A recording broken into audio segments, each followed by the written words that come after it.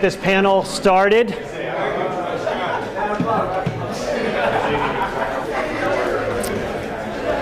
All right, can somebody close the door? It's kind of loud out in that hall. Welcome to the session called Left Challenges to the Democratic Party. And we have an excellent panel today, several speakers. My name's Ashley Smith. I'm a member of the International Socialist Organization and on the editorial board of the International Socialist Review. I was also the campaign coordinator for Ralph Nader's campaign in 2004 in Vermont. So I played a role in that, and I've been involved in a lot of electoral challenges to the Democratic Party. This panel grew out of a project that many different socialist organizations collaborated on around the One Nation March, which people remember in October that the AFL-CIO and the NAACP collaborated in having a big march in Washington that was a challenge to the Tea Party. And given the political situation in which, I think Cornel West captured it very well last night, that Obama has proven himself to be the friendly face of American empire, that it was important not to, and he was absolutely correct, and it was the loudest applause last night that anybody got on any single question, which I think is a significant sign of what's happened in the last 2 years, from giant expectations to serious disenchantment, demoralization, frustration, and a feeling of the need to finally get out in the streets and start asserting our agenda and not just waiting for delivery on high, which is obviously not coming. So in the run-up to the One Nation March, several organizations, Solidarity, the Socialist Party, the International Socialist Organization, and many, many other organizations, too long to list, collaborated on putting together a socialist contingent. Because we wanted to say, in the context of a global economic crisis, disillusionment with Obama, that it was important to put out a political alternative for working class people in the United States. And I think that that situation is now even more obvious when you look at the transformation, because we went from frustration to now action and radicalization, not only within the United States, but on a global scale. The revolutions in Tunisia, Egypt, spreading through North Africa, the rest of the Middle East, and then the Egyptian spirit coming to Madison, Wisconsin, where people who are regular working class people were walking with signs that said strike like an Egyptian, walk like an Egyptian. So the cheeseheads were in solidarity with the Egyptian revolution. Clearly there's a ferment and frustration and a feeling that we have to get back into action and start to politically organize ourselves as well, because the reality is what Mike Davis said in Prisoners of the American Dream, that the marriage between the U.S. social movements, and particularly the trade union movement, and the Democratic Party has been a barren marriage. And I think that's been very clear in the last couple of years. We have not gotten anything from Obama in terms of EFCA. What we've got is a lot of budget cuts, that he's the budget cutter in chief, to be honest about the situation. So I think what we need right now is an open, honest, serious discussion about left challenges to the Democratic Party, socialist challenges to the Democratic Party. So that's what the session is really meant to address today. And we have a fantastic list of panelists who are all people who have been part of electoral challenges from the left to the Democratic Party in significant elections that have happened across the country. Unfortunately, one of our speakers, Gloria Matera, can't be here today, which is a shame. She was on the ticket with Howie, Hawkins, who's one of our speakers, for lieutenant governor in the most recent elections in New York State. So she's a significant figure, and it's a shame that we don't have her voice today. But don't despair, because we've got three fantastic panelists who I'll introduce, and they'll speak in turn. Our first speaker will be Howie Hawkins, which hopefully everybody here in New York State knows and loves, because he ran a fantastic insurgent campaign for governor just in this last election. And he's also author of a book that he's got many copies of and people should buy. It's called Independent Politics, the Green Party Strategy Debate. Excellent book that I encourage people to buy. So Howie is a proud Teamster. He unloads trailers at UPS in Syracuse, where he's a member of Local 317, and he's a longtime member of the Green Party. In 2009, he received 41% of the vote for a city council seat in Syracuse. In 2010, he received over over 60,000 votes for governor, which secured party status and a ballot line for the Green Party of New York State. He's been an organizer in movements for peace, justice, social justice, labor, the environment, and independent politics since 1967. After Howie, we will have David McReynolds, who's also a longtime socialist activist and leader of the Socialist Party as well as the War Resisters League. In his bio, he states, "I've been a lifelong staff member and activist in the War Resisters League, was the first openly gay man to run for president of the United States on the Socialist Party ticket in 1980. Dave has also been a longtime opponent, was a longtime opponent of the Vietnam War and among the first activists to publicly burn a draft card after it first became a felony." So I'm very excited to hear what David has to say. And then batting cleanup is Dan Botz, who is a key player in the socialist contingent at the One Nation March. It was really his brainchild, and we have a lot to thank. It was a fantastic contingent. I don't know if anybody marched with it, but it was very spirited. My favorite chant on the contingent was, "Obama's not a socialist, we are," which was a very spirited, excellent chant. A good counter to the kind of Tea Party hysteria about Obama being a closet Leninist or something. So it was a very good chant.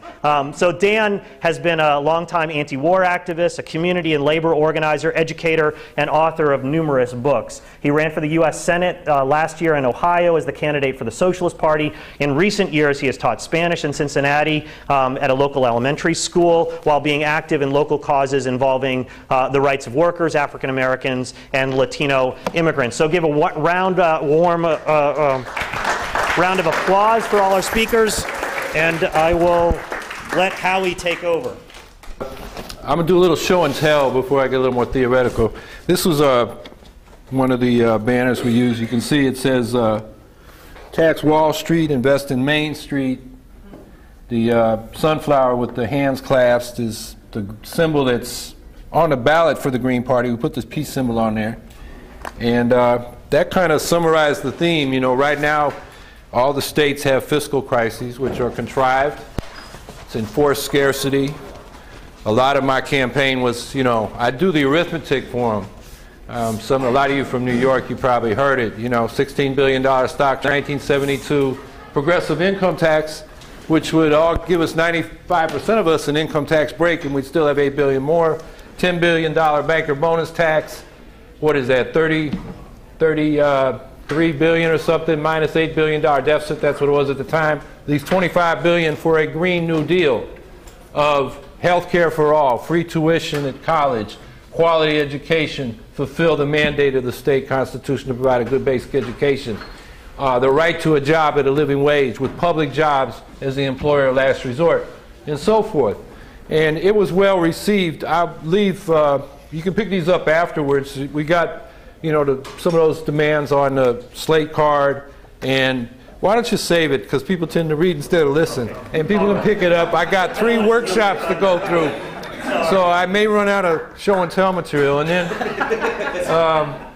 this is, you know, something the youth did, and this is a youth card. That's based on the, I guess it was called a Blue Eagle during the early New Deal, and they tried to, the Eagles got a sort of a sun thing and some wind generators in his claws, or her claws. But that was sort of the theme that we did. And we got 60,000 votes. The media pretty much ignored us in New York City. I'm this hick from upstate. I'm a teamster. I unload trucks. How can I run for governor? You know. And they had all these other candidates. I won't go into it now. I'll talk about it in another session. But basically, this right-wing guy from Nixon's old creep, Roger Stone, the committee to re-elect the president, specializing in dirty tricks. He was running the Republican. He was running the Madam. He got his hooks in Jimmy McMillan, the rent is too damn high guy, who's now a Republican. The deficit is too damn high is his slogan. He's running for president now.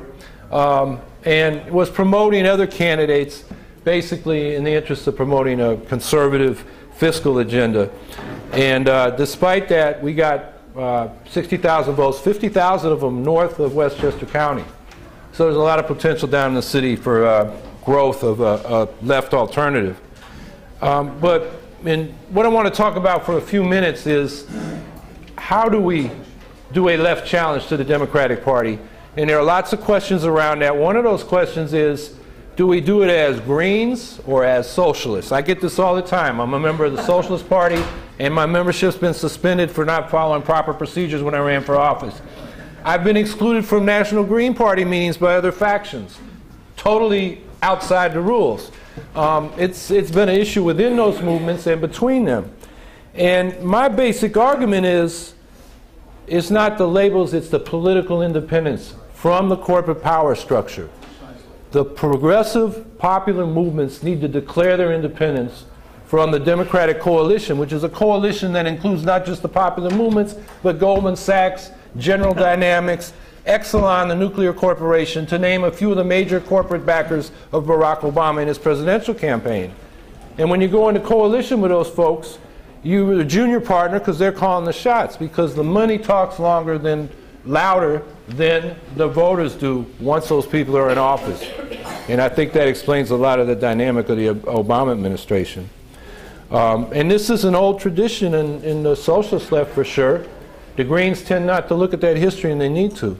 You know, Engels supported Henry George as the Labor Party candidate for mayor, you know, in his single tax program. And he told the socialists over here, don't worry about the program. The key is the political independence of the working class. And the program will explain itself as people start fighting for their rights. And it will reveal itself. And so he argued there was a key point. And for, you know, the socialist left, it's been key since 1848, when Marx and Engels and the rest of them realized that they had tried to do alliances with the capitalists against the old regime for democracy, and realized the capitalists really didn't want full democracy. They didn't want workers voting because they'd be the majority. And they were untrustworthy. So the political independence of the left and the workers movement is an old tradition that I think we've lost. So now, I think within this movement, what we need is a united front of Greens, socialists, black liberation, women's liberation, gay liberation, the labor movement, all the progressive popular movements. Now, I think socialists have a role to play. We don't all have to be under the banner of some socialist, communist, or whatever label or party, but the socialists can play an important role in that broader movement, and it's educational. Because there are things that this movement needs to understand, will have to understand. I mean, exploitation. That's something the socialists understand. They got an explanation for it. And they can explain, in a time when everybody's looking for tax reform to relieve some of the growing inequality we've got in this country. I mean, you've probably heard the figure that back in the 70s, the top 1% got 8.9% of the income. Now they're getting 25%. And in New York State, it's 35%. In New York City, it's 45%. That's the top 1%. So there's been a gross increase in inequality of income. And it's not because taxes have become more regressive. It's because exploitation has increased. So that's one thing that I think the socialists can explain to the Greens and the other movements. You know, why is this happening? It starts in the wage-labor relationship, not the regressive tax structure. That's almost a reflection or an afterthought. That can correct some of it. It can fund the public sector, but it can't relieve the inequality that's created right at work. And that's something socialists can contribute. On the ecological question, the socialists can explain why capitalism is a system of endless accumulation, where market competition requires capitals to grow or die, and that we need a planned economy, at least its broad outlines the basic choices of the technologies to use to have sustainable production and distribution.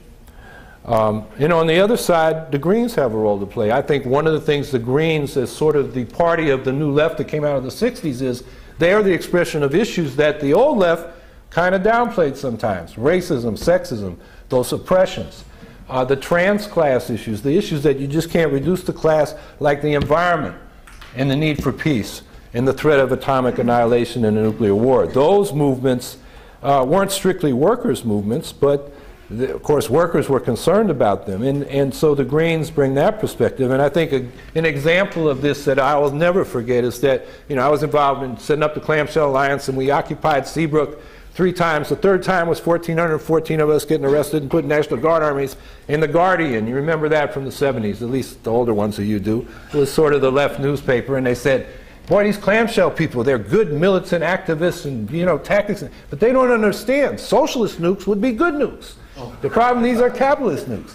Now, you know, we turned them around. You know, a lot of these socialist groups were pro-nuke, but we turned them around just like we did the Rock Rib Republicans in New Hampshire, because we started with 6% support, and by the time we ended up going to town meeting with resolutions against construction works in progress, we had 70% of New Hampshire against that nuke at Seabrook.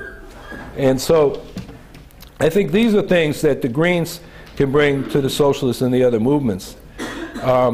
But then when we get into elections, we got to realize that they are limited in terms of the kind of education they can do. They are one type of struggle. There are all kinds of struggles.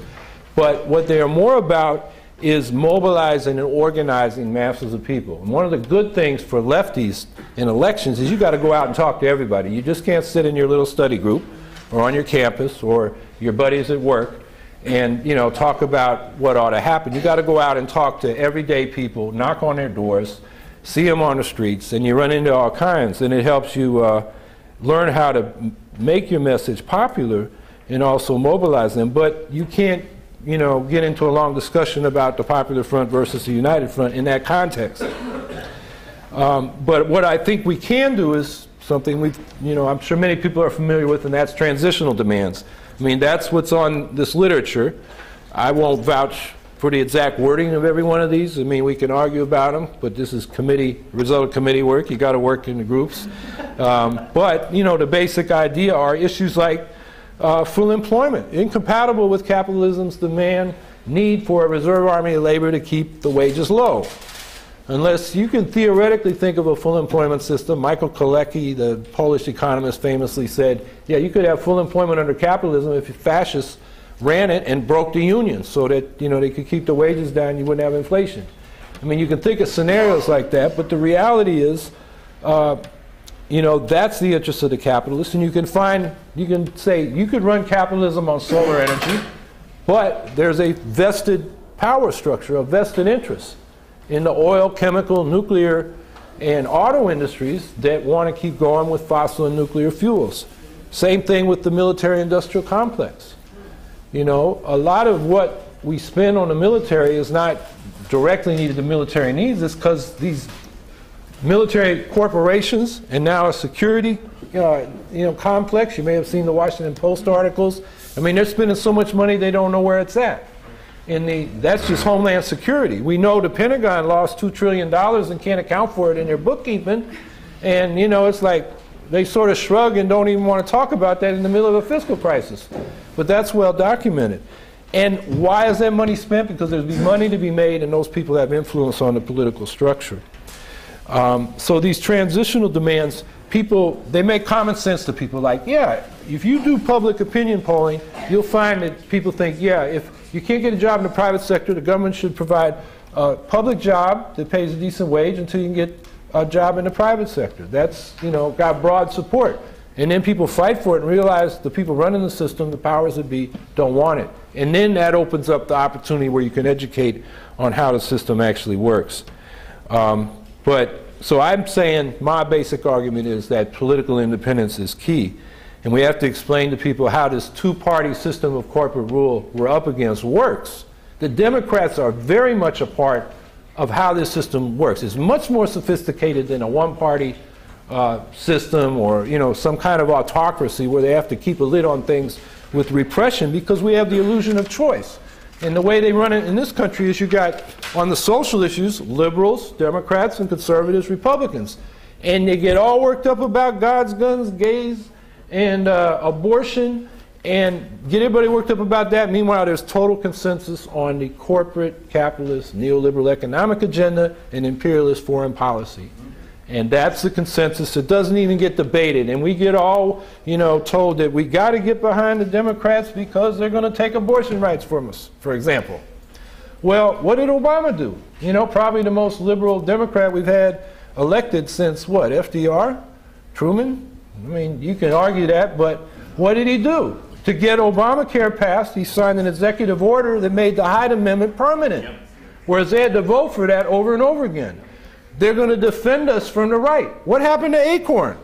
The right said boo, and that punk that does all that video stuff that, you know, spoofs people, you know, put his video out, and the Democrats all went running to defund Acorn. A loyal supporter of the Democratic Party, did a lot of the trench work. I mean, I respect Acorn for its aspirations working for poor people, you know, 300,000 or 400,000 families involved in the organization. I disagree with their Democratic strategy of supporting Democrats as a lesser evil, but the Democrats did not defend them. So, you know, we can't defend ourselves from the right with the other part of the right, the Democratic Party, the other part of the two-party system of corporate rule. And, you know, we're dealing with a legacy that's 75 years old, the Popular Front from the 30s. Dan's going to speak here in a minute. He has a good article in New Politics about how it failed in France and how it's a habit of thought here in the United States. Look at 2004, United for Peace and Justice, the broader peace movement, channeled people in behind Kerry, who was a warmonger. He reported for duty. He wanted 440,000 troop surge. Bush only got 30,000 after the election.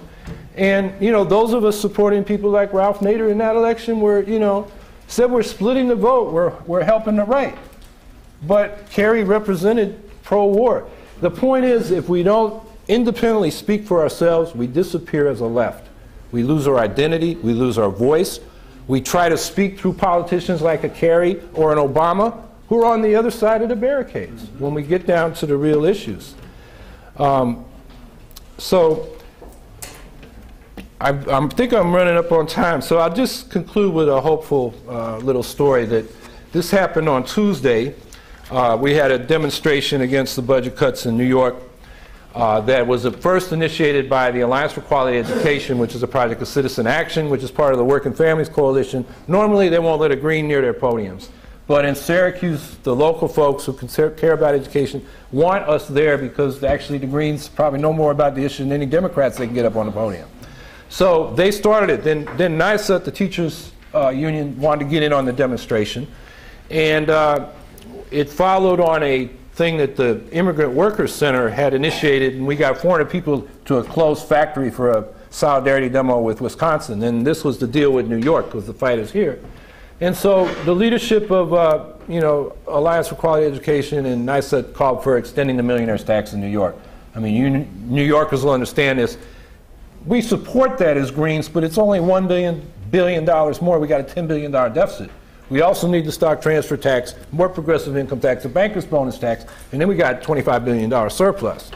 So I laid that out in contradiction to the leadership, and it was well received by the audience. A lot of teachers and parents, you know, concerned about Syracuse, where we're losing 500 teachers out of 1,700, and where you know, the graduation rates are less than 50% in all 4 high schools. So I contradicted them, got a good response. And then the next person comes up, to a teacher, rank and file activist, and she says, you know, I listened to that governance debate, and I heard Cuomo and Palladino attack public education, so I decided to vote for Howie Hawkins. So don't blame me. And the crowd, 600 people, closed down the street in front of the State Office building, started chanting, don't blame me, don't blame me. So I thought that was a good sign of hope for going forward.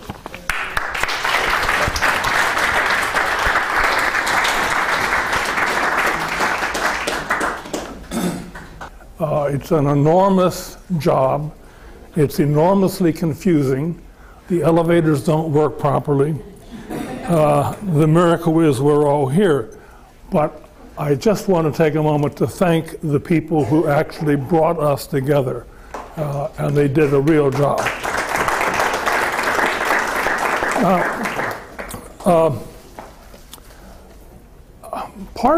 I'm not speaking here to get agreement. I'm trying to lay out some basic problems we've got. Including right at the moment, I'm noticing there's an international enthusiasm for the no-fly zone over Libya. And it's one of those traditional things where there's a sudden enthusiasm for war, which I don't quite understand. I do not support Gaddafi, but I also am curious to know why there is no talk about sending United Nations forces in to protect the people of Bahrain, where there are 1,000 Saudi Arabian troops that have invaded that country. I'm curious to know how many of those who backed the no-fly zone would back a no-fly zone over Gaza or over Lebanon if Israel started another attack. What I'm getting at really is that I don't think there are easy military solutions, and so I'm starting from an old-fashioned, not pacifist, I am a pacifist, a Gandhian, deeply believe in Gandhian philosophy, but an old-fashioned Debsian approach that war is not the solution, and never, ever assume that we can use the capitalist state for our ends. I'd also advise you to realize we can't use a military, even if it's our own, for our ends. People who are students of history may want to remember Lenin tried that in Poland after the Russian Revolution, and he failed. So that's really sort of beside the point. That's not on topic. I apologize. The problem with American politics, which I think the left often ignores, is that we do not have a parliamentary system. We operate on two levels. One of them is a national election where, whether we like it or don't, and I've run for president twice, so I know what the problem is when you do that, people are going to vote for what they believe is the lesser evil. Now, I didn't vote for Obama. I voted the green ticket. I might have voted for Obama if I thought it was a close race, because I think it does make a slight difference who's in the White House. But the fact is, most working people, the women's movement, the Hispanic, African American movement, the gay movement, the labor movement, is going to vote Democratic at the national level. I can deplore that, but I'm telling you that's a problem for us. We don't have a parliamentary system where a third force can take root. But the paradox is we can do that at the local level, at the state and congressional level. It was possible in 1968, at the height of the Vietnam War, when Eldridge Cleaver was ahead of the Peace and Freedom Party ticket, and I ran for Congress on the Lower East Side, to get nearly 5% of the vote and to get the endorsement of the Village Voice. That's not a mean accomplishment, realizing that Eldridge Cleaver was a hated black revolutionist, and yet I could poll nearly 5% of the vote for Congress, not for president. I don't even know how many votes I got. 10,000 in 1980, 10,000 in 2000, nothing. And the same is going to be true of any of our candidates for president. 0 at the national level.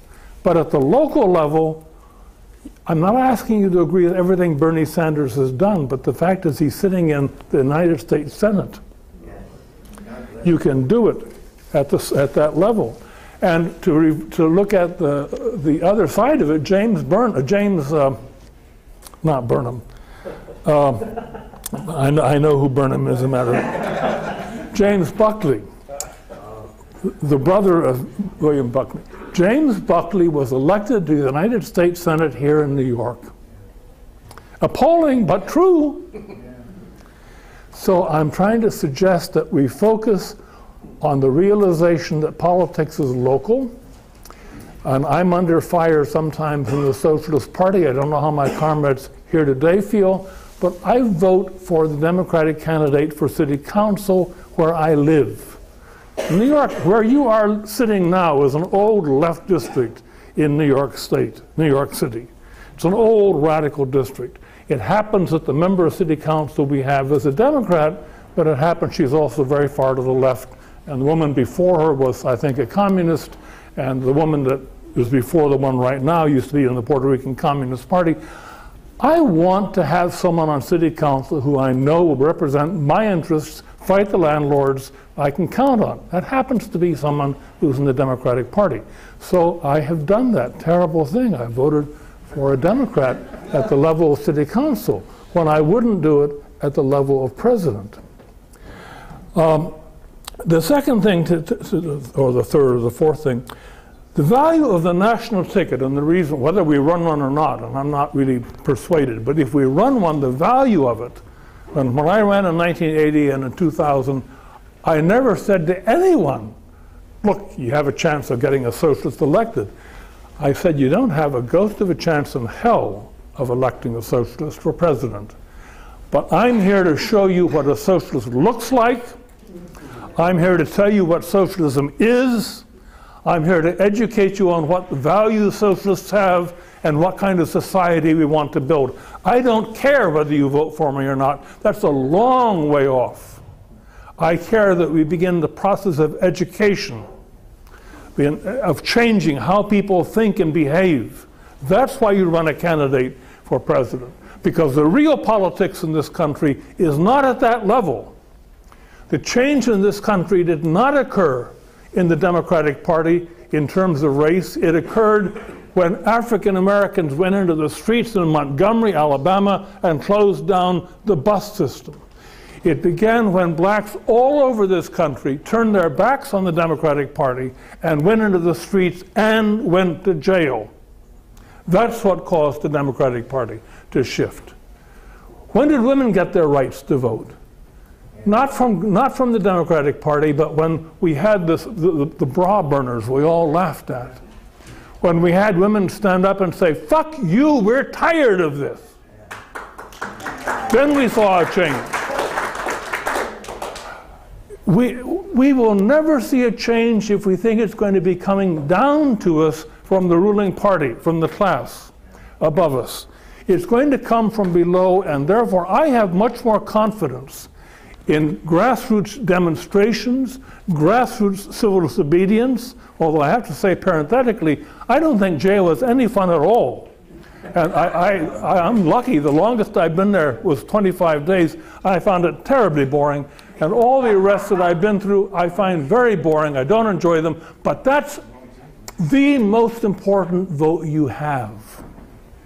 The willingness to say to the system, we are prepared to be arrested. Not just to vote, but to be arrested, to block your agenda. So I think that's what I think is really important about trying to say electoral action is one part of the movement. The other parts of the movement are in the street. They're talking to your neighbors. They're talking to your friends in the co-ops, in the trade unions, in the church, wherever you are. That's what changes politics.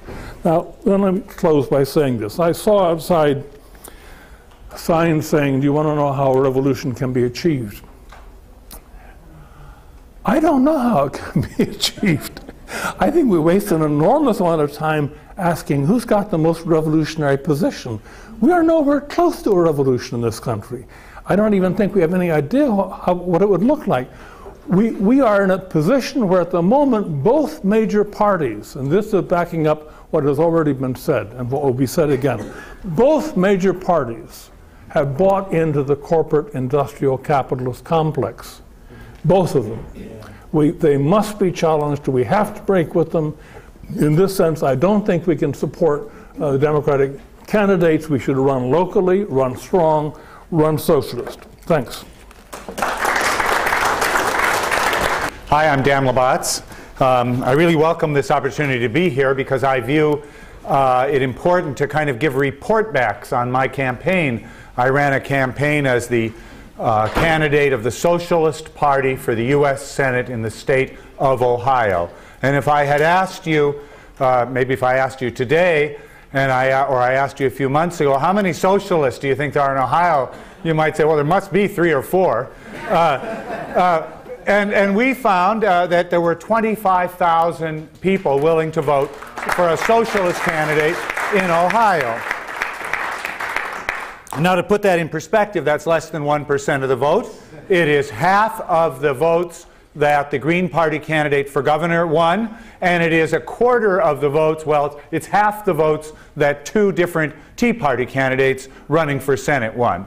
They both did twice as well as me. But this was the first Socialist Party candidate in Ohio since 1936, I believe, running for the U.S. Senate. So it was something of a novelty, to say the least. I think it's important to tell you then in a report back, why did I run? My activism over the past years had been, I started out as a person working with the United Farm Workers. I became a Teamster activist and was a founding member of Teamsters for Democratic Union. I was a socialist who was committed fundamentally to the notion that we're going to change society by building rank and file workers' power in the workplace in order to lead a workers' upsurge in the United States. So the idea of running as a candidate of a political party, I can say, is not that it hadn't occurred to me. I had seen the candidates, certainly as I was growing up in the 1960s and 70s, there were Communist Party, Socialist Labor Party candidates on the ballot in various states where I lived. So I was familiar with that, and I have to say it always appealed to me that there were candidates offering people an alternative. I decided to run, however, for the very particular reasons of the moment that appeared to me in Ohio when somebody said to me from around the Socialist Party, they're looking for a candidate, and you might be a nice candidate because you have kind of a local base of activism and people know you in Cincinnati. And the reason I decided to run were three. One, the terrific economic crisis and the enormous impact it was having. Secondly, the appearance of the Tea Party, only giving answers on the right. And thirdly, a debate that arose because of the Tea Party over whether or not President Barack Obama was a socialist. And I thought it was important to engage that debate about what is a socialist, because it really got to the heart of the question of socialism in my lifetime. That is, what is socialism about? Is it about state power, or is it about a democratic mass movement of people creating a democratic power of people, a different kind, perhaps a different kind of state, but in any case creating working class power? So when I began to run this campaign, one of the first people I talked, well, first in the Socialist Party, I contacted the Socialist Party. A couple of the Socialist Party comrades are here. One of them, Billy Wharton, was helpful. Greg Payson, the National Secretary. I said to them, well, how many members do we have from the Socialist Party in Ohio? And they said, well, we think we might have 35, but I couldn't find them. We found about 5, which to start with, and that gave us a base of having a little organization there. But one of my close friends I work with in Cincinnati, who had, in a group we call Cincinnati Progressive Action, a group of radicals who came out of a fight about police brutality and racism in Cincinnati several years ago, he's a member of the DSA. And he's a literature professor at DSA. Remember, he said, Dan, I think this is a terrific idea to do this at this time. He said, I'll give you $500, I'll let you use my car, and I'll be your treasurer. So immediately, one of the principles that arose is I had been a member for many years of Solidarity, the Publishers Against the Current. You may know Solidarity for its work in, as I said, in the labor movement. I joined the Socialist Party, and then the first person to volunteer was a DSA member. Well, it seemed to me, and then there's a fellow in Cincinnati named Shane, and I talked to Shane. He's a member of the ISO. And Shane said, this is a great idea. Come on, let's go to the bars and collect some signatures. I was mainly collecting signatures in front of the library and in front of the grocery store and in front of the movie theater. I actually only needed 500 signatures because of a series of legal cases. But it was nice to go with Shane to some of these bars and talk to young people and connect some signatures. He was a member of the International Socialist Organization. So suddenly built into the campaign was the notion that this campaign was a coalition. That is, of Solidarity, the Socialist Party, DSA, ISO. That is, I was going to be a candidate, at least a candidate of the left. I really would like to have been a candidate of the social movements, and that's how I described myself. I said, I want to be the candidate of the social movements. I want to be the candidate of social upheaval, because I don't believe you get change unless you have social upheaval. You have to turn the country upside down. That's what they did in Egypt. That's what they did in Wisconsin, in Madison, at least for a few days, few weeks. We have to have a social upheaval, I said. And I would like to have been the candidates of the movement, but very frankly, there was very little movement taking place in Ohio in the period before this election as this was going on. My goals in doing this were to, I guess because I have a background in being an activist in labor and other social movements, my view is different than I think some candidates, is being a candidate isn't just going out and giving speeches. My view is and I say some of this is how-to. I hope some of those in their 20s, 30s, 40s in here will decide to run as candidates in future elections and as socialist candidates. And one of the things that one of the things I saw was that it's important to run it as an organizing campaign. You have to have an organizing strategy. We're not just going out and giving talks and handing out literature and disappear. You know, that's what the AFL-CIO does sometimes in its union organizing campaigns. They go to a plant, hand out leaflets, they don't get enough cards, they're off to the next plant. Well, that's not the way you organize. We wanted to build campaign committees, and we wanted those campaign committees to become the nuclei in the future of networks of activists. And so I wanted to carry out a campaign of education, a campaign of organizing campaign committees, bringing people around who were socialists of different tendencies who would work together. And I should say that not only the DSA, but I could tell you stories. As I traveled around talking on campuses, I inadvertently created at least one YDS chapter, the youth group of DSA, because I arrived someplace and we held a meeting, and there was a woman there who'd worked with DSA, and so some students were attracted, and my view was more power to them. That is, the Young Democratic Socialists, the YDS, was a good group. They were providing a socialist vision, and they were working on campus, and I was happy to see them. And I think that I wanted to see more socialists coming forward and organizing themselves, and more activists and more movements, and all of these linking up with the notion of creating something that would come out of this. So I had this organizing model. Now, the program I presented, when I hadn't been a member of the Socialist Party before this campaign, and I hadn't had much thought about it until, since the 1970s, I knew people in the SP, and I read Michael Harrington's books and disagreed with the basic strategy of the DSA and so on. And I hadn't been in, and then he left, of course, the Socialist Party. And I hadn't been in touch with the Socialist Party. I went online, looked at the program, and found it was things there that I absolutely could fully agree with. So I felt very comfortable doing that. So but I wrote my own program, and I took some time to do that. And again, in the how-to category, if you become a candidate, it's worthwhile to sit down and work out for yourself, what do you personally think within the framework of your organization, because you want to have your own full personality, your character, your view of the world to come out and be expressed in that, not only the program of your party. You can go online and look at danlabotz.com. You can find there my program. You can also find a book I wrote during the campaign while driving around in a car. And it's a book of a couple hundred pages talking about what's happening in Ohio. And it's on that danlabotz.com website. So we had this organizing model. I took up the program of democratic socialism. That is, our view is that we want to have a society in which all of the people of the country working together will set an agenda for the nation in a socialist society.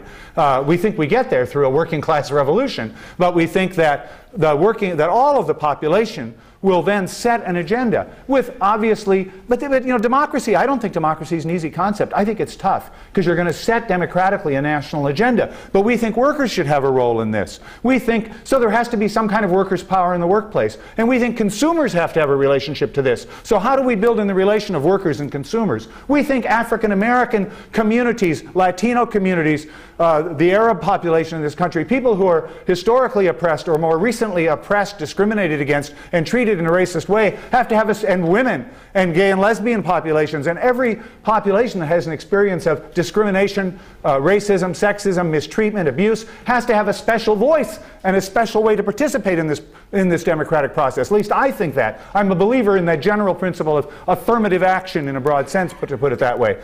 So we would have to have a socialist democracy, I think, that takes into consideration that. So I wanted to present that democratic socialist idea. And this raised a very interesting question for those of us on the left, which is, how do we talk about I present this one because it comes up on the left all the time, and many people think there's a shortcut by talking about nationalize this industry. Now, I'm not opposed to nationalizing industries, but nationalizing industries doesn't solve your problems. It happens all the time in the capitalist world. They might nationalize a railroad train, or nationalize a bank, or an auto. They buy the General Motors and sell General Motors. That is, they can nationalize them or take them over by the government.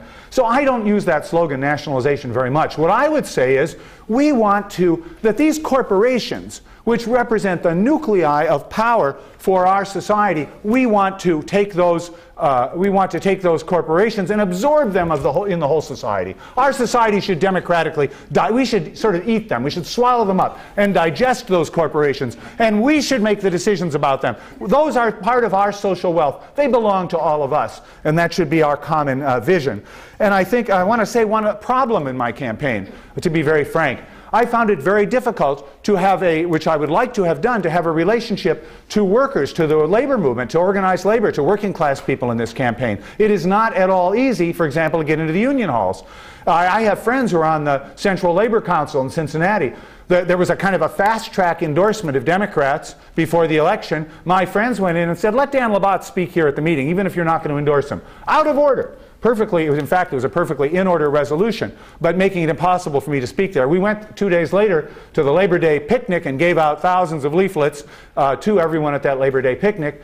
Another issue, of course, but in any case, I wanted to say it's not easy. And I think one of the problems of the socialist movement that we have is the socialist movement is not deeply rooted and is not representative of the working class. We do not have a kind of an organic connection to the working class. Our socialist movement is too small, and our working class movement is too, at the moment, it's, we're starting from scratch. We're starting again. We're starting over. The working class movement is so rudimentary. I think that's a talk by Sheila Cohen here a few minutes ago, wasn't it? That is that we have to really rebuild from the grassroots a labor movement in this country from the ground up. So that relationship between workers and the socialist movement, how do we create that? And most of the people, a lot of the people in my campaign were, a number of them, especially in our core leadership group around the state, were union organizers, activists, union members, ex-union activists and members who are in the academy or whatever. But we did not find a way to go out and reach workers qua worker, as workers, and have a sense of relationship to their power. It might be different today, perhaps, but I don't think so. I wanted to, one other thing about African-American population. The African-American population has, for the first time in history, a black president in the United States. I think that was an amazing thing in my lifetime, to see an African-American elected the president of the United States. It was an emotional moment for me, as it is for many of you, I'm sure, who fought against racism and believed in civil rights, to see a black president. And African-American people are not about at this moment, by and large, is my experience, to break with that president, because it is too great a sense of achievement of a new place in our society. So it was not easy. But I have to say, in difference from the AFL-CIO, every NAACP chapter allowed me to walk in and speak to the members, and I spoke everywhere. And everywhere I spoke that way, I came in and said, the way I handled the question of President Obama was to say, this is a moving thing for me. We have a president elected, but we haven't seen the change we want. And here's why. We have to fight these corporations. We have to fight this government, and so on. And people cheered when I spoke in Cincinnati. I have some friends there from work I'd done, but it wasn't because they're friends there. It's because people respected that message. Yes, we're proud to see that we could overcome that position of racism, but we're disappointed in what happened. I want to say a word about what next. That is, what next? I don't think it's going to be so easy. What's happening right now, this Wisconsin experience has been tremendous, but what has happened?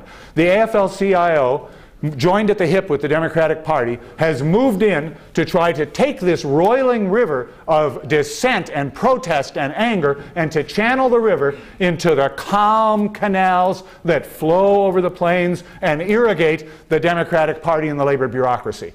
And after they're manured by the Republicans. We have to say that roiling river has to return. We want to take and see the river overflow its bounds. First thing we have to say in Wisconsin is we want a movement. We want to see that spread from Wisconsin to Ohio, to Indiana, to Tennessee, to Idaho, to every state where workers' rights are threatened. We are believers in tumult. We're believers in the social upheaval. We're believers in class struggle, and that means class conflict, and we want to help organize that so it can win. But I also want to say that I think that we have to say, what if workers say, we want to run. And I think we should encourage workers to say, workers should run this government. You should be in the government. You should run candidates for office. But the natural thing will be to say to run as Democrats. I'm for saying to them, do it. Run as a Democrat. Run worker slates as Democrats and do this. If you run in the primary and the boss's candidate wins, you have to be loyal to your movement. You have to be loyal to the tumult, to the upheaval, not to the status quo, not to the corporations. So if the other candidate wins, you can't promise to be a loyal Democrat and go support the corporate candidate who's going to close down your factory, give you charter schools, magnify the racism and sexism and poverty of our society. But I think we should say we have to have an experimental notion towards workers who want to fight for power and start in the Democratic Party, I don't have a strategy of go in and fight your way out. But other people who are fighting their way out, we say fight and come out and join us, and maybe we'll all be coming together. I hope so. We need workers' power. We need candidates who are independent from the ruling class of this country. We need candidates independent from the corporations. We need a social political movement, and we need a socialist movement in this country. Thank you. That was a great beginning to the discussion. We have plenty of time for question, answer. What I want to do is I'll just take a round of hands and then throw it back to the panelists to respond. So hopefully we'll get several things. Just a couple of announcements before I do that. Democratic Party, and I just wanted to announce them. I talked with Howie. The annual national committee meeting for the Green Party is going to be the Alfred University this August. So if people want to mobilize for that, that would be great. People can find out more details at gp.org, www.gp.org. And I also wanted people to encourage people to check out the Socialist magazine newspaper and the webzine online. What's the web address?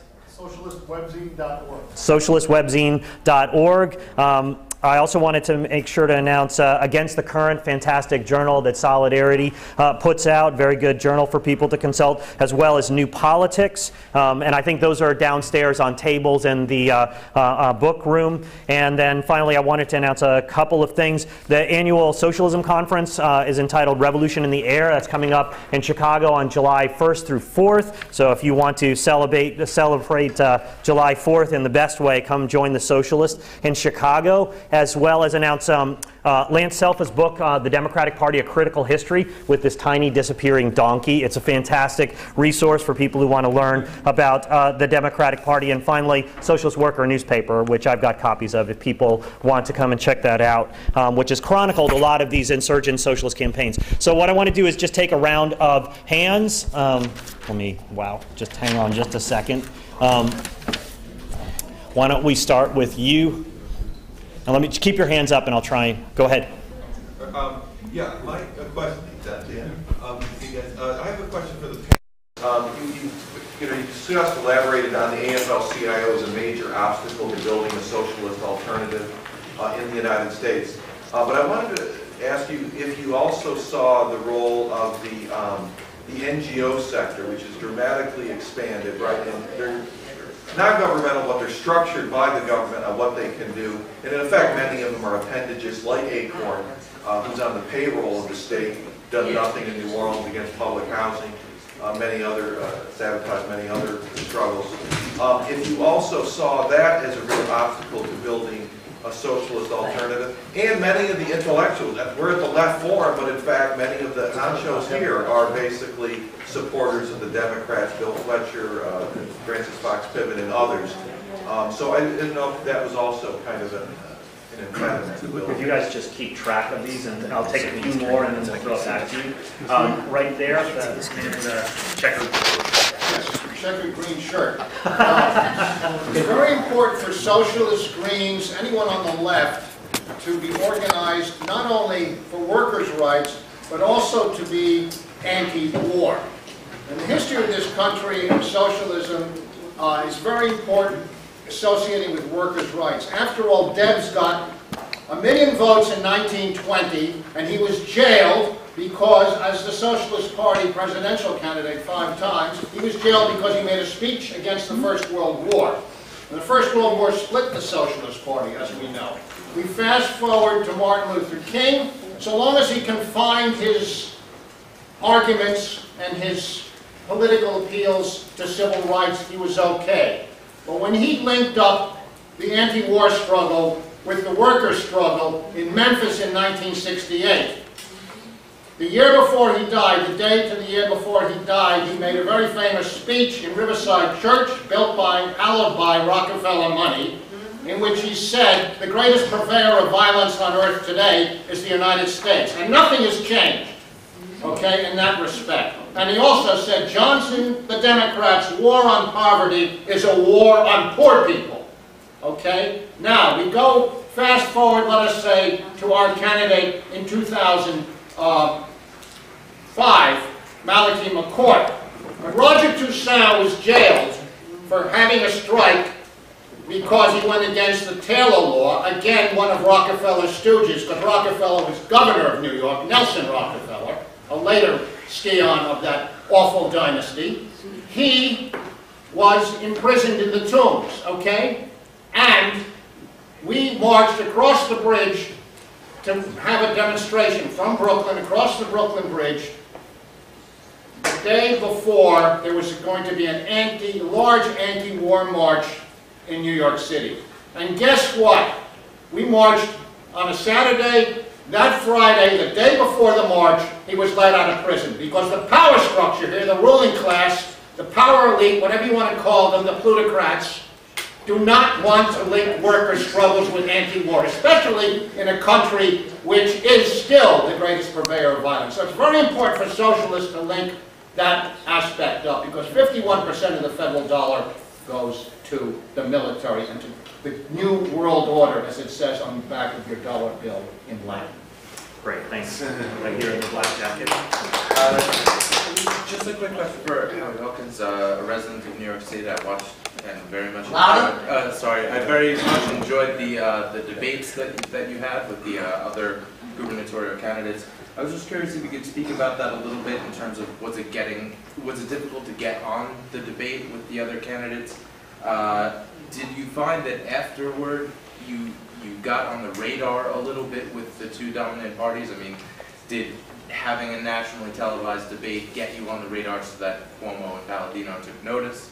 Or was everything kind of obscured by Jimmy McMillan? And also, why the break with the Freedom Party? I mean, as two candidates, I thought you guys saw eye to eye on a lot of things. Would it have made sense to kind of pool your efforts, or why was there a division there, since you seem to see eye to eye, at least on the face of it?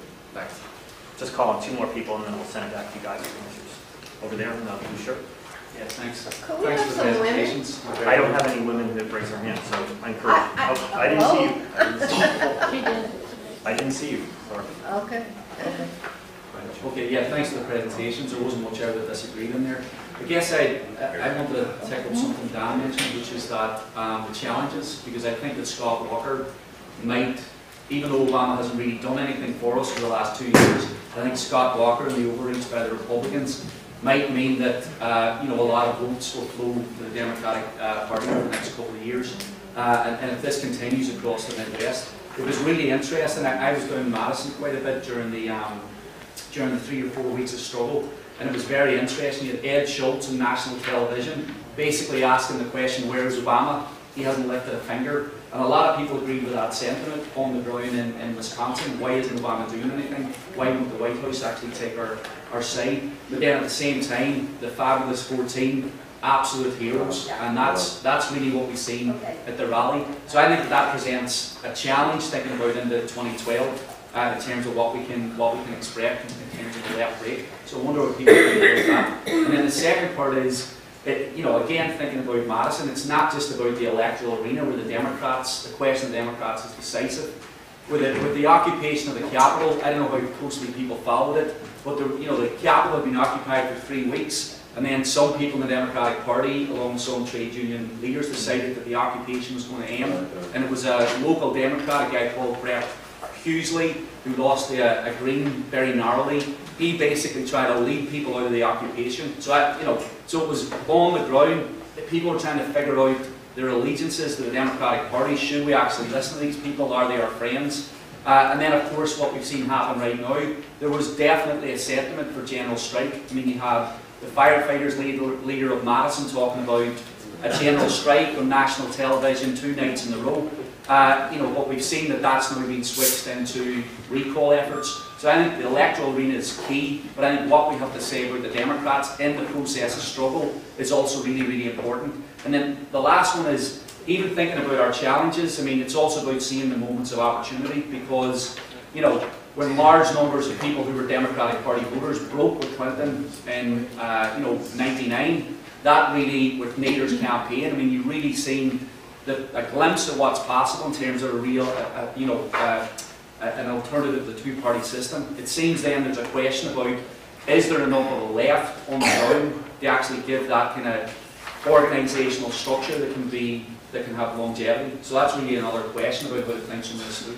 Great. Over here, and then I'll throw it back to the panel. People I didn't call, put your hands up again, and I'll do another round after they answer. So go ahead.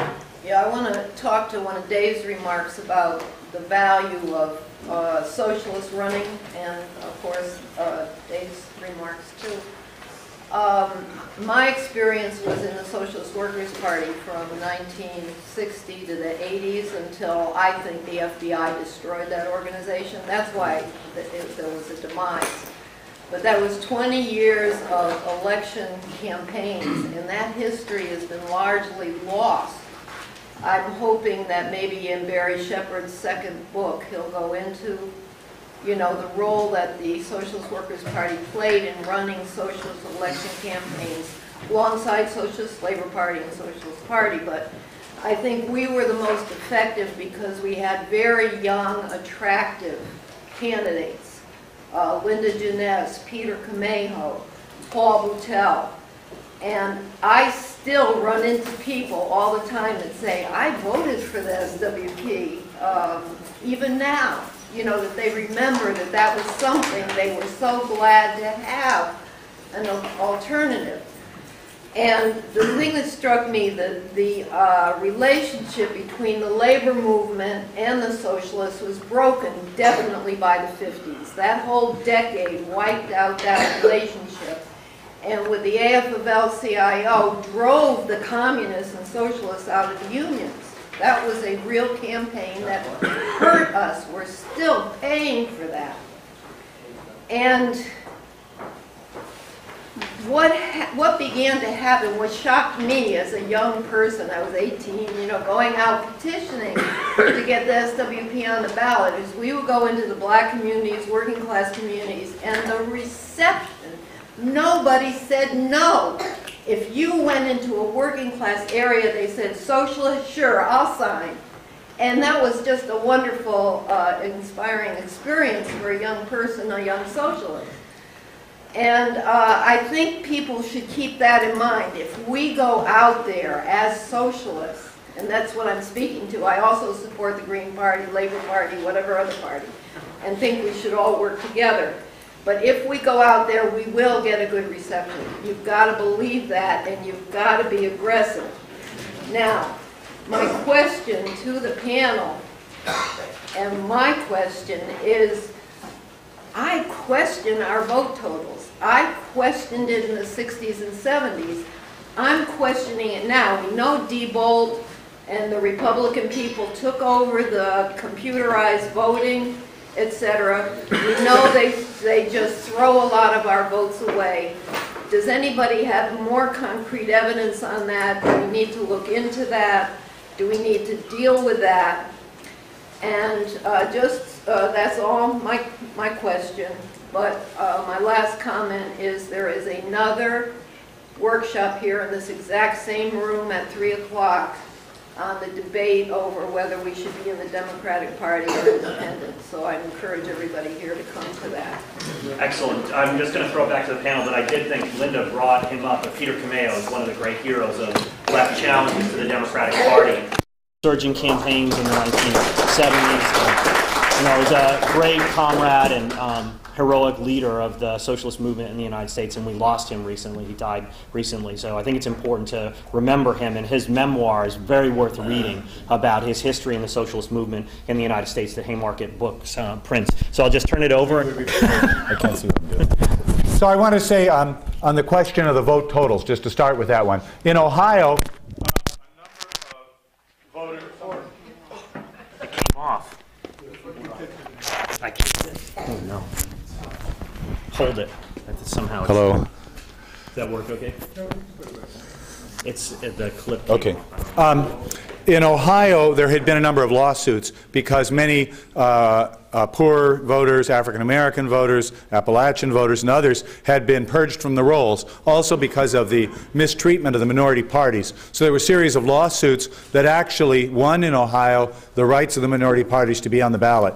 Jennifer Brunner, who was a kind of the progressive Democratic candidate for Senate, but was also the Secretary of State. Jennifer Brunner was scrupulously honest in this election, I believe, and went out of her way. I believe the vote totals in Ohio were correct, and I believe that she was scrupulously honest because of fear of other lawsuits. And maybe she's also a good and nice person, but I know the lawsuits help nice people be better. The AFL-CIO is a tremendous obstacle, as was said, and then you were asked about the NGOs. I think NGOs, I mean, I remember when I was a community organizer, corporation foundations funded the community organizing. There was always a liberal Democrat who was the director. They would hire kind of the more social democratic lead organizers, and the young radicals and socialists and anarchists would be the community activists. I think that structure is very typical and allows you to kind of have a vacuum cleaner to go through certain neighborhoods and suck up votes.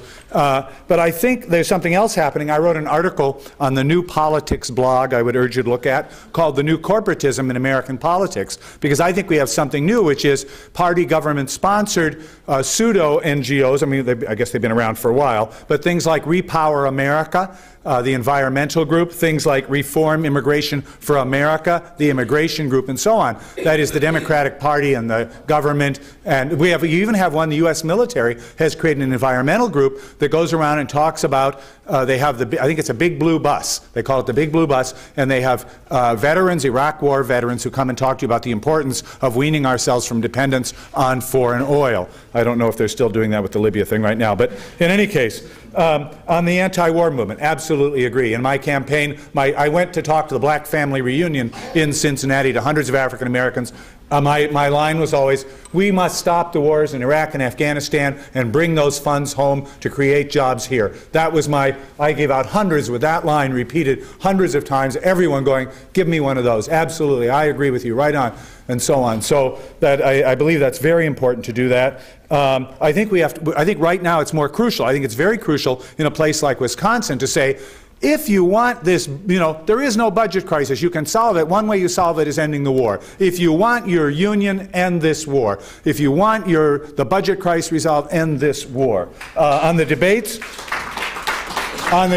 I was excluded from a debate between the Democrats and Republicans. They organized it with the media. We filed a Federal Election Commission. We're still waiting to hear. I think the big problem is, the one that Sean raised, the question of, do we have the organized left on the ground? We do not, I don't think. I think that we're too fragmented, we're too weak, we don't have the organic relationship to movements, we don't have enough worker radicals. We need to build those relationships. And part of that is that can only be done by time. That is, you're an ISO person, very, very helpful in my campaign, helpful in the socialist contingent, and when new young members that you're recruiting on university campuses join your more experienced members in the teachers union, in another 10 years we'll have those greater, as we in solidarity, as people in the Socialist Party, people like a young man here who's doing organizing in the coffee shops here in New York, that when this kind of work is accomplished, we'll have a deeper base. We don't have that now. On the Socialist Workers' Party, it's true, they had young, attractive candidates. I remember that. But often they were not candidates well-rooted in the community. Sometimes they were people who parachuted in yesterday and said, I'm a steel worker, I got the job at the mill last week.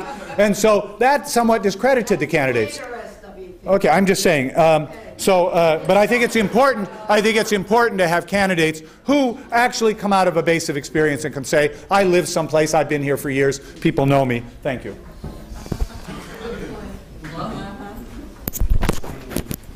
Okay. All right, and I won't kick it this time.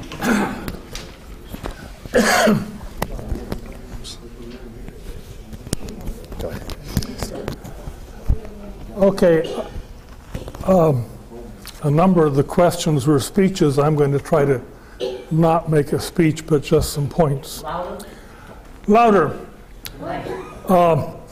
First, I think that in the question of debates, when I ran in '68 in New York, I was involved in all of the local debates with the Republicans, the Conservatives, and the Liberals and the Democrats. So it is possible. It didn't happen in Ohio, but if you're running for office, press the local groups to let you into the debates. It can be done. On the vote totals, I think the reality is that we all got more votes at the national level than were ever recorded. I think that you're right that the state or local levels are fairly more accurate. But I'll tell you a secret of basic politics. You're never going to know what your vote total is unless you have poll watchers in the precinct. I mean, forget it otherwise, because I don't even blame them. The poll watchers are tired, they're elderly, they come across McReynolds and they only have one vote for McReynolds and they think that's like Mickey Mouse, don't bother. I understand why they don't count it. But you're right, those votes are not counted and it won't be until we have poll watchers. Now, there's a problem in thinking that running candidates is going to solve anything. The Socialist Labor Party ran candidates in every election until finally the SLP disintegrated. The SWP ran candidates in every election until finally it became a cult. The Socialist Party ran candidates in every election until it sort of went in various directions in '72. So running candidates is not it's not the road to utopia, it's an evasion of the political analysis of where America is, which is not to denigrate those who ran, of which I'm one, but to say that that's not by itself the solution. The third thing, by the way, just to comment on terms of local radicals, in 1980 we found out that I got 500 votes in Alabama. Out of a total of 10,000 votes, that's very significant. I beat Barry Commoner in Alabama, but I think that the Communist Party came in ahead of me in Alabama, which told me, this bears out your comment, there's a lot of old radicals we don't even know about, sometimes buried deep in southern states where they're not supposed to be. And 500 votes in Alabama, my God, for a gay candidate. Maybe it was a secret gay vote. Now, the real problem is that labor unions have diminished so greatly that they're no longer a force in this country as they were when I was a kid. So when we talk about labor, let's be careful that there's a large part of labor which is actually quite reactionary because we haven't been able to reach them. Don't kid yourself about where labor is. Much of it is nowhere close to us. And the labor unions are very, very tiny at this point in terms of clout. Now, finally, obviously I don't back the Democratic Party. But there are times when we make it sound as if the Democratic Party is a greater enemy than the Republican Party, which is very confusing to people out there who are living real lives and have to worry about Social Security and rent and wages, and who know that of those two parties, one is a little bit better than the other. So I think we need to be careful in not attacking those who are a bit closer to us as if they were the deepest enemy. I hear this, and this is my last comment. Sometimes in the Socialist Party, we attack DSA as if it was a much greater danger than the Republican Party. I think the key point is, are socialist groups willing to abandon the vanguard theory and recognize that none of them have the final answer? Are they willing to abandon the concept of democratic centralism? Then I want to work with them. That includes DSA, it includes ISO, it includes the Socialist Party, it includes the Committees of Correspondence, and it may well include the Communist Party, which is changing. I want to draw new lines and reach out more broadly than we have in the past, and stop thinking that those who are almost on our side are really our worst enemy.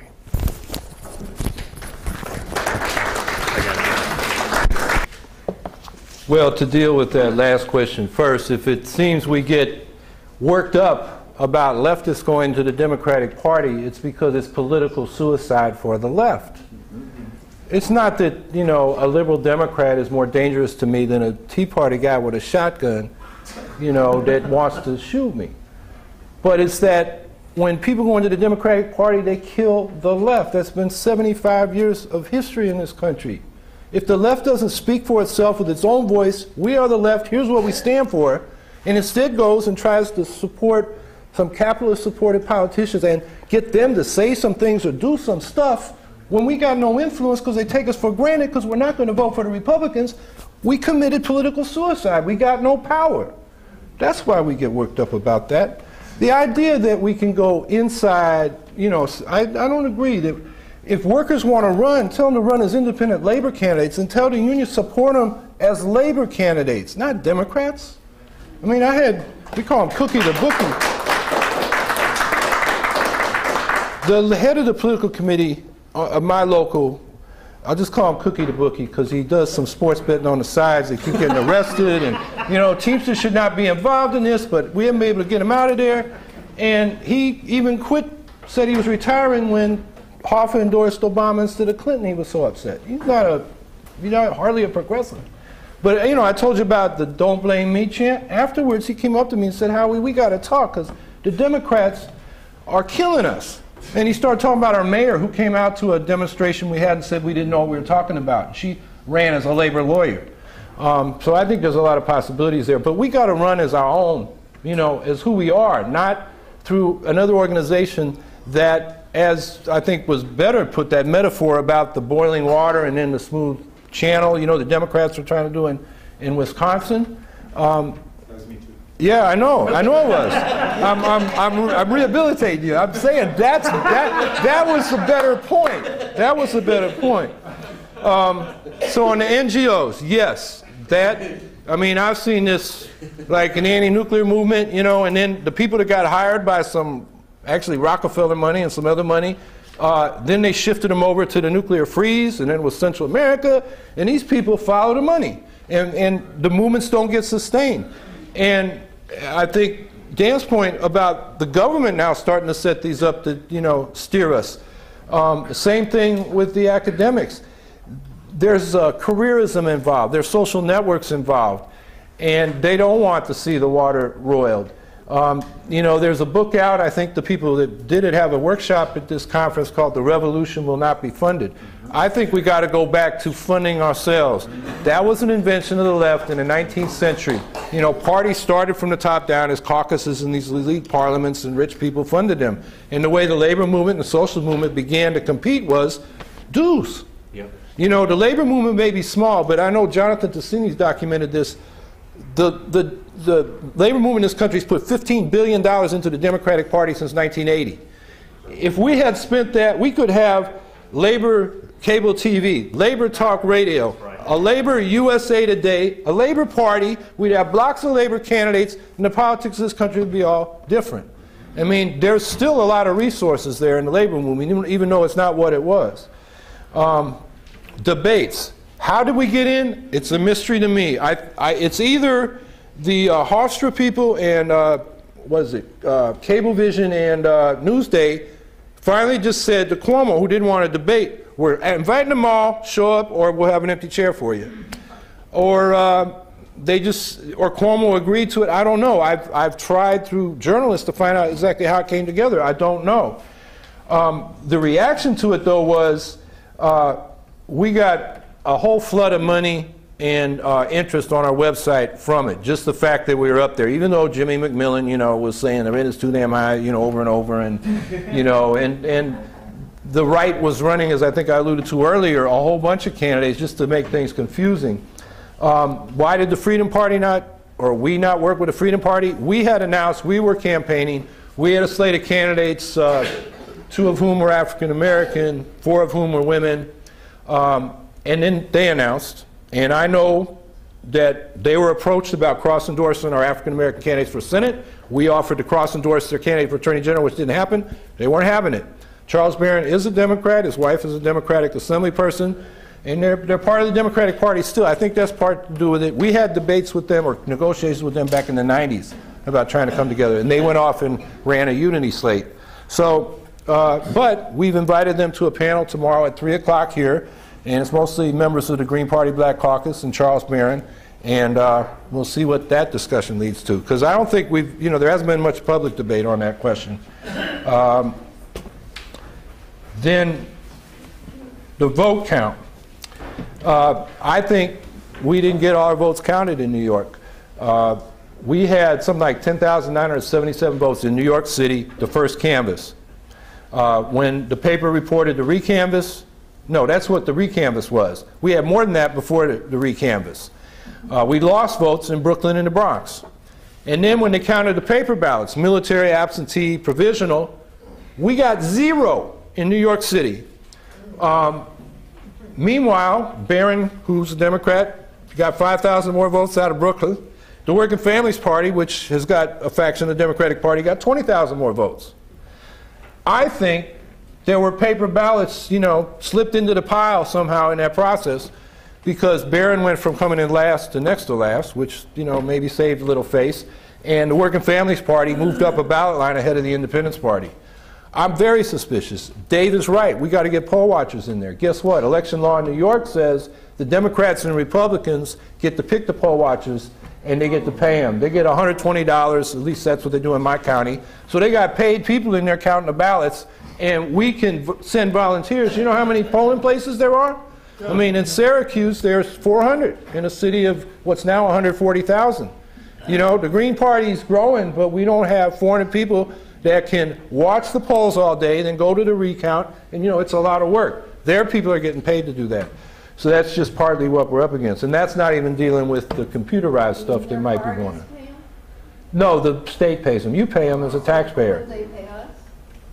No, you cannot as a Green or an Independent or a non-Democrat or non-Republican. You got to be one of those two parties. If you're in another party, you can't get that little patronage job.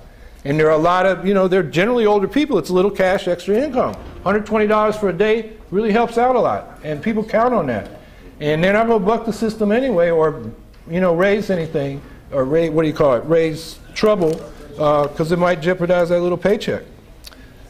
So, well, there are a couple other questions, but You'll get another chance. I'll get another chance. Okay. Labor question and the anti-war stuff, I did want to make sure that people heard that the United National Anti-War Committee has organized a demonstration for here in New York City on April 9th. It's against all the wars that the U.S. is involved in, and I encourage people to come out. We've gotten a lot of endorsements from labor, especially SEIU 1199 has endorsed, as well as TWU 100 here in New York City. So it's a big... Thank you, and others are piling in, so get your endorsements in. So a lot of people have their hands up. Let me start. Steve, you can start there. I have a question which I hope all of the panelists will address, because I think you all have some experience. Dan, I followed your campaign a little bit from New York City.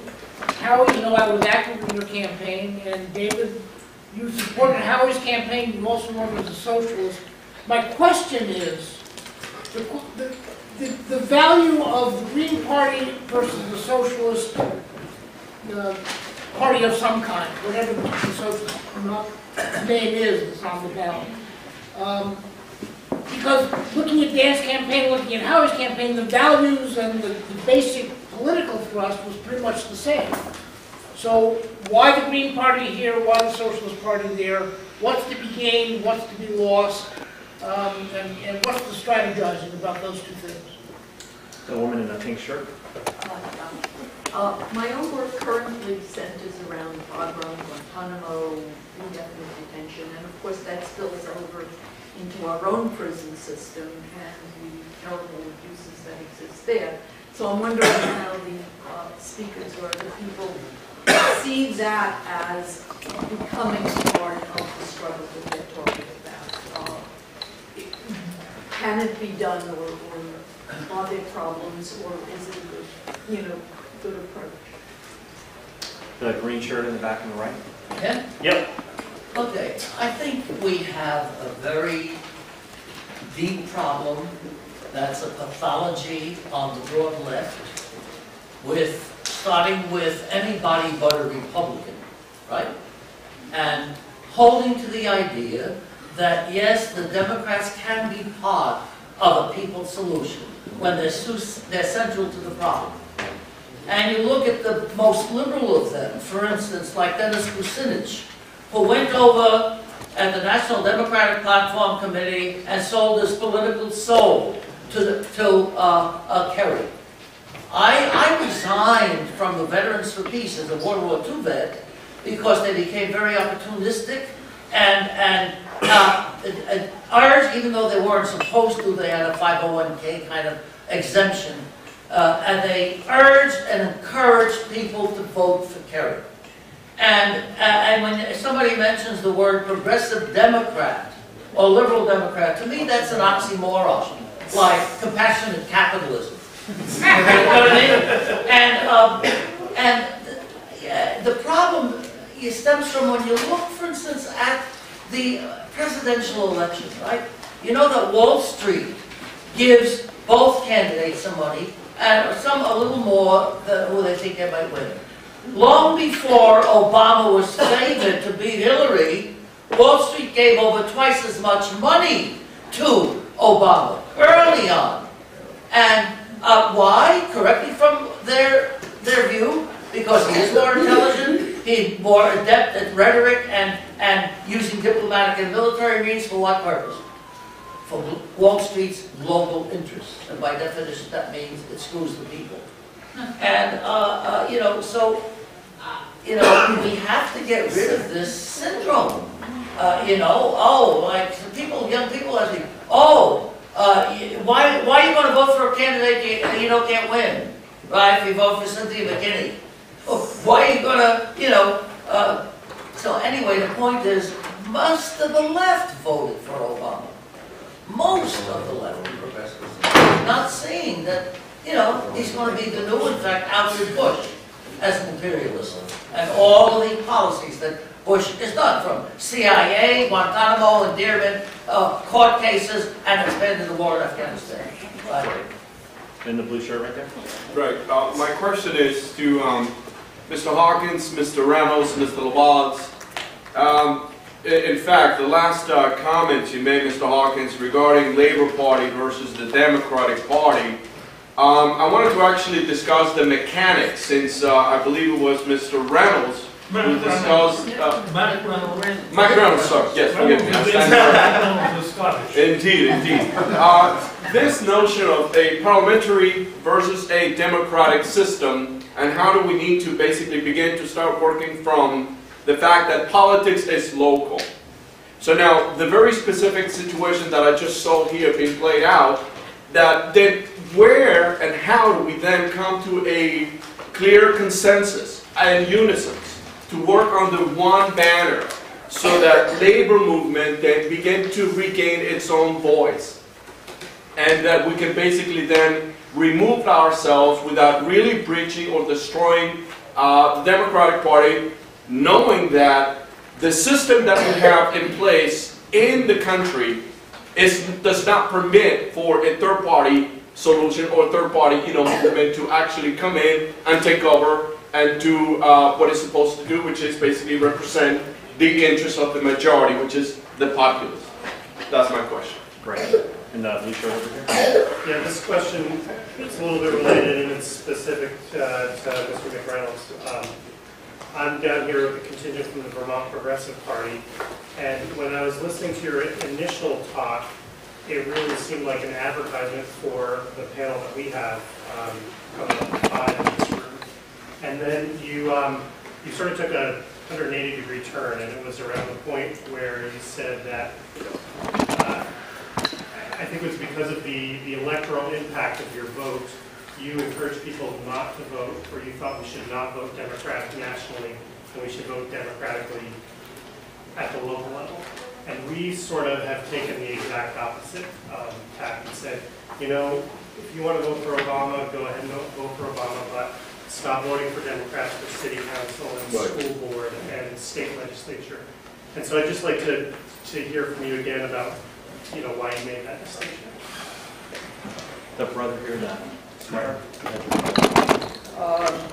What I had to say was basically a variation on what a previous questioner had to say about the so-called fabulous 14 in Wisconsin. The Wisconsin revolt is one of the most encouraging things that happened in years, except for about one aspect of it. And I find it odd that out of a nation of Democratic politicians, out of thousands of politicians, they finally found 14 that were willing to stand up to the people for a little while. Nobody talks about what those 14 did before Scott Walker was, came into office. So how do we combat that in the minds of not just locally in Wisconsin, but nationally when they think, well, there'll be another 14 somewhere else and there'll be another 14, you know, in Ohio or Michigan or whatever. How do we combat that syndrome? Just one point about national elections and related to Dan's campaign. Socialist Party ran a candidate, less than spectacular candidate for president in 2008, which I supported less than enthusiastically, but did anyway. One of the outcomes of that campaign, unusual outcome, was a place on the ballot in Ohio to run for Senate. We won ballot status there through the national campaign. So it's one other aspect of why would you run a presidential candidate, even in a scenario where you're clearly not going to win, and where in fact you're not so concerned about the number of votes that you get. So just one other point. Two questions. The first question is about proportional representation. And if that's an issue that came up in the campaign, or if that's an issue that maybe we can think about presenting as an issue that could unite all sectors of the left and perhaps even the right. And different places in the country are, in New York you can see a feasible scenario where even sections of the Republican Party that have been shut out of the process could go for such an idea. So first part is proportional representation. Second is about one of the big problems with smaller left campaigns is the demobilization strategy. What do you do after you run a campaign and get some support, and then you have to shift back to the kind of work that we all, I think, value inside of movements. So maybe you can make some comments about how do you demobilize a campaign, what your experience has been with that. In the back here. Yeah, I mean, given disappointment that a lot of people that previously voted for Obama, feel right now, and given the situation that we're looking at right now with Wisconsin and what's happening in far-flung places like Egypt, how realistic is it for that strategy to engender, whereas a strategy of ruling from below, basically the common person pressuring politicians, including Obama himself, to follow policies that we really want to see up there, as opposed to what we've been seeing, such as Obama bailing out the banks, and so on and so forth. Great. Given what we've got for time, I want to give the panelists time to wrap up and answer some of these questions. So I'll just give it back to them, and then I have an announcement about the follow-up panel that we've organized. So we'll go in the original order. So Howie, you're up.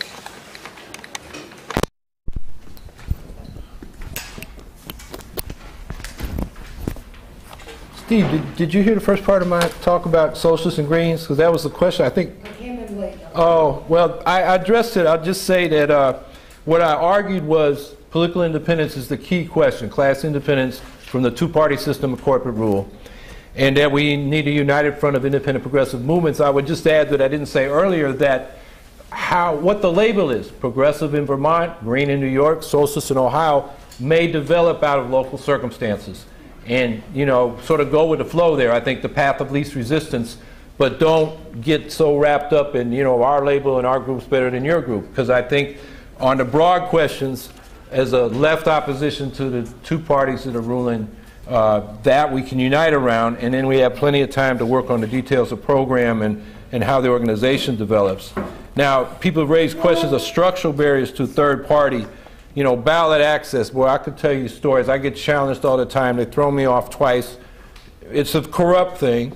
The money we've talked about, but I think the biggest barrier is the single-member winner-take-all system, which the logic of that pushes you toward a two-party system. But I would say it's not insurmountable. It's not impossible. Canada, the UK, Mexico had, systems like that. They're parliamentary, but the single-member winner-take-all districts, they have multi-party systems. Mexico just broke through the one-party system they had. Venezuela broke through a two-party system with the election of Chavez. The old two parties are gone, and now it's a whole different situation. New Zealand's another place where you have winner-take-all single-member districts, and the Greens and an alliance of left groups push for proportional representation. They developed a multi-party system and then got enough strength that they could push through proportional representation. So I don't accept that it's impossible. I think the real problem has been this popular front that's dominated the thinking on the liberal left since 1934, 5, and 6, and ever since, and people don't even know today where they got that from. And that's why everybody thinks the left operates inside the Democratic Party. As to how you maintain strength afterwards, you got to have a movement and a party. Without a party, the movements are taken for granted because, you know, we had more people on the street before the war in Iraq and than we did during Vietnam, and any time since, called the world's second superpower by the New York Times, and they went ahead because what are we going to do, vote for the Republicans? And then, you know, with Obama in there, you know, on one of those issues, you know, people are not going to vote for Republicans. So that gives us no strength. On the other hand, if you do get a left party and there's not a movement keeping it honest, those politicians will start making compromises in order to get reelected. So, you know, you need both parts of that. Post-campaign demobilization, I never thought of it in those terms, but what we try to do is take the people that contacted the campaign and get them involved in issues we're working on and county committees we're organizing. So we're trying to expand from our base, which has mainly been the big cities and a few counties upstate. And we got a public education committee here in New York City that's doing a panel, putting the public back into public education here. We're organizing a conference to ban fracking, hydrofracking, and that's a huge issue. And we've been, you know, organized and outspoken and doing a lot of things on the budget debate. So I think those cover the points. Just a note on prisons. I agree very strongly that that's been ignored because, I mean, that's not the topic here today, but most of us aren't in prison. Most of us don't have families in prison, so it's a forgotten issue. This is a country with the largest number of people in prison per capita in the world. It's a prison country, and so I'm glad you raised that. I can't go farther on that, but I certainly agree with that.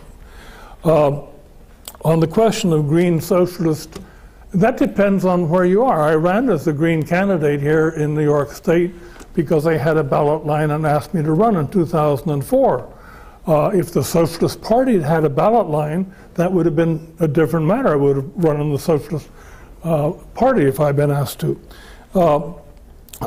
I think, I almost want to ask how many here are under 40, but the answer would be very few. So, you know, I sort of envy the handful of you who are, because at 81 there's not much I can do. But it may be strange for a Gandhian to quote Lenin, but I think Lenin's pamphlet, Leftism and Infantile Disorder, is very appropriate. Please don't be dogmatic. Don't assume that because I vote for a Democrat in the Lower East Side of Manhattan, I'm therefore going to vote for the Democrat for mayor or governor or senator or president. All politics is local. If you are going to be a radical, learn that. Practice it. All politics is local. On Botz and labor, I agree with that. Absolutely. Say to labor, okay, you're not prepared yet to run as a socialist candidate. All right, we understand that. Run in the Democratic primary, and if you lose to the capitalist candidate, then run an independent campaign. That's my objection to those who talk about the need to be in the Democratic Party at all costs. It's my objection, I'm sorry, to my friends and brothers in the Working Families Party, that when they've had a chance to break and vote for the Working Families Party, specifically against the Democrat, they won't do it. But I have no problems with saying, I'm going to, not me personally, but if you're in a trade union and you want to run for Senate in the primary and you get defeated, run as an independent. I guess really that's my key point. I think I've covered the things I was asked. I thank you for your time.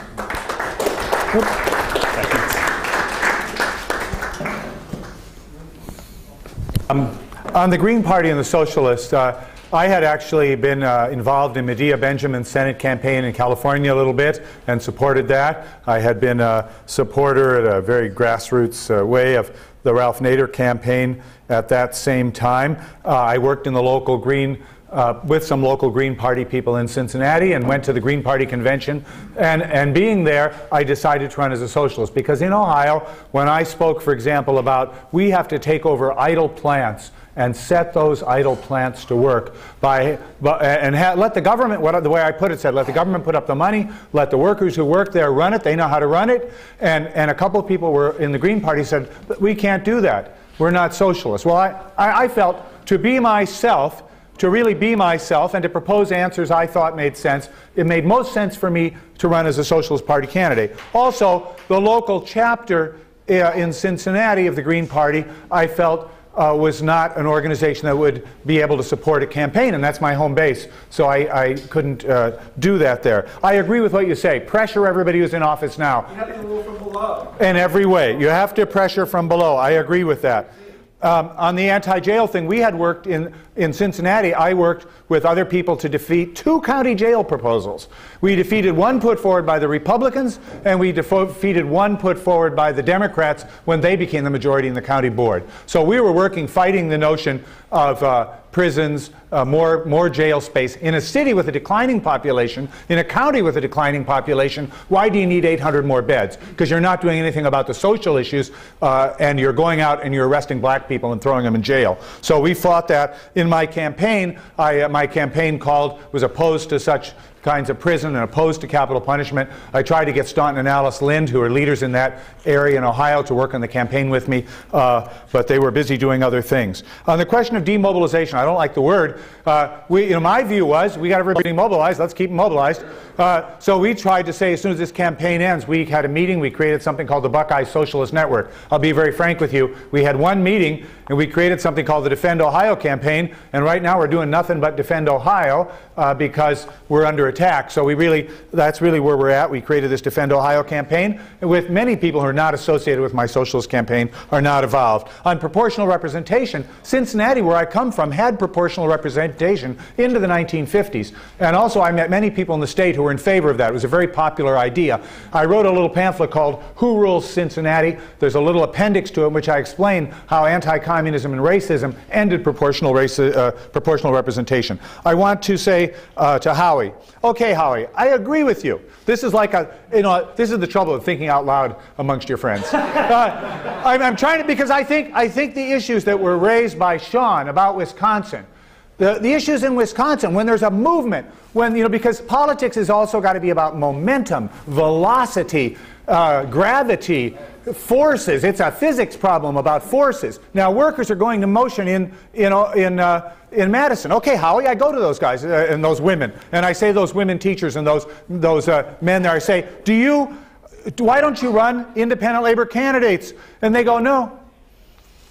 We want to keep these Republicans out of office. So they say, no, I'll do what you say. Let's do that. Then you have to say, okay, run labor candidates, run worker candidates, raise the idea of working class power in the Democratic Party. Make a fight over it. See if you can force these corporate types. See who's usually in local government. A doctor, a real estate guy, a banker, a few professional politicians, some sold out, former community activist types. So you have to say, let's go after those, let's go after those people. Let's have a fight over the politics, class politics, in your party.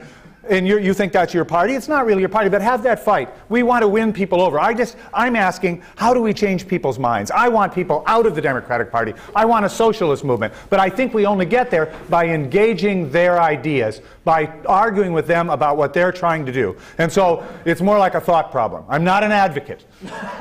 Please hear me. I'm not an advocate for work in the Democratic Party. I'm an advocate for people who are in the Democratic Party saying, okay, take it seriously. Go and fight and win for working class politics. See if you can do it in there. I don't think you can. And when you can't, will you come out and join us? That's where we should be. We should all be together. And you asked the question, how are you going to unite people? We're going to unite people when we rebuild a labor movement in this country. That means starting at the grassroots. That means when we have enough movement from below, it will force people to unity. It's the movement of people in motion. We can't overcome that. Human beings like to argue. They like to differ. That's why we come to this conference. So we're not engaging. Overcome our we'll achieve unity in over a long period of rebuilding the movement and coming into big fights with others. Thank you very much. Great to be here. I feel, you know, I was reading this book. Is it David Harvey talking about, you know, the party. He uses this expression, the party of Wall Street. So we're close to Wall Street, I know, but it's nice to be here. It's nice to be here with the anti-Wall Street party. This is my party. Thank you. Just one announcement before people leave. We're going to continue this discussion tomorrow.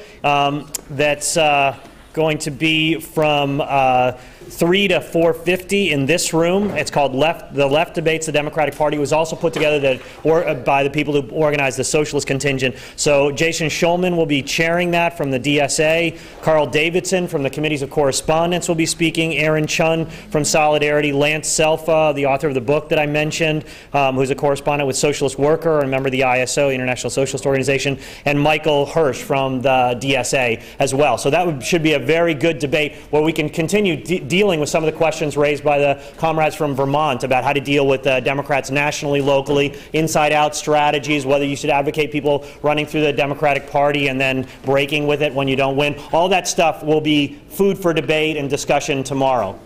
Yeah, in this room at the next session, it will be me and Margaret Kimberly from Black Agenda Report debating Steve Cobble and Maureen Shen from